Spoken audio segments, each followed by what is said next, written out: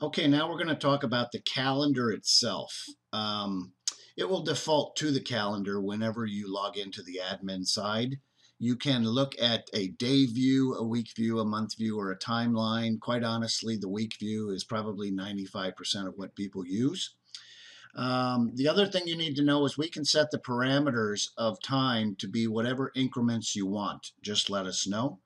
If you want it 30-minute increments, hour increments, 15-minute increments, etc.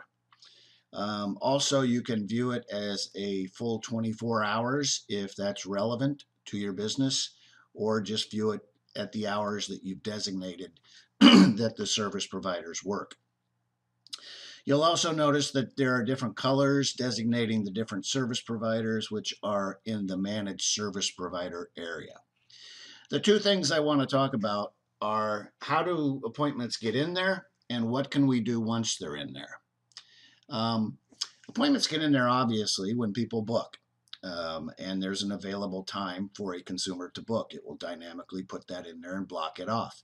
And it will associate it with the appropriate service provider based on your directions in the admin panel, such as trucks and zip codes and categories and so forth. Once they're in there, then you can drag and drop them to whatever time you want. Let's say hypothetically that somebody called up here and wanted to move it from Tuesday to Wednesday. All you do is highlight it, click, and drag it over to whatever time slot you want and let go. Up will pop up a window that says, do you want to move the appointment from this time to this time? If you do, say OK, and it will do it. And then another window will pop up and say, do you want to send an email notification to this particular client, letting them know that this appointment has been moved from this time to this time, which can be a very powerful thing to do. If you do, say OK. If you don't want to, just cancel. And it will move it and all is done. Let me show you now what a email might look like when it goes out to the consumer that an appointment has been changed. It might look something like this. It'll go out to the consumer, it'll have your brand, and then you can say whatever you want to say here. It defaults to the following, that this confirmation is a confirmation that we've changed the date and the time. If there's any questions, let us know. Again, you can make this whatever you want in the notifications area. So if you want to brand it further, no problem. Now, if somebody calls in, all you do is go up here to add blocks, add schedule block, and you give it a description. Put in the name of the person that you are talking to, possibly, and then designate the number of routes that you want to block out, which obviously would be one, and then choose the date. Let's just choose the 19th of November from, let's say, 3 o'clock to 4, and then let's adjust it by changing the timestamp to say 4:10. And then you can put in a zip code that you're going to, and put in a name, and also an email address.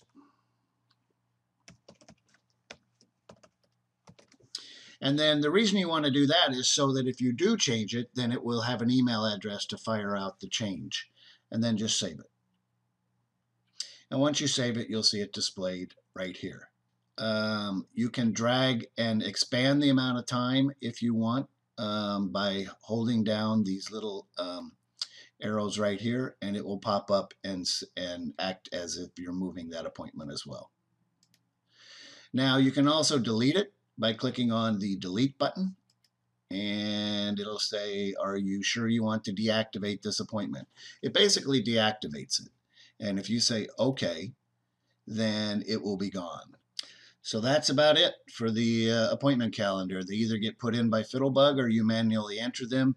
You can drag and drop them. You can choose a different time by clicking. You can double click them and review what it is you've put in. But if you need to change it, you can delete it, or you can actually go over to the manage schedule area and edit it from there. So if I wanted to edit, let's say, Dave King, I could go in and edit the actual timestamp. Like if I needed to move it to January 1st or something like that, or I needed to assign it to a different truck, assuming you had different trucks. So there you go. That's how you use the calendar.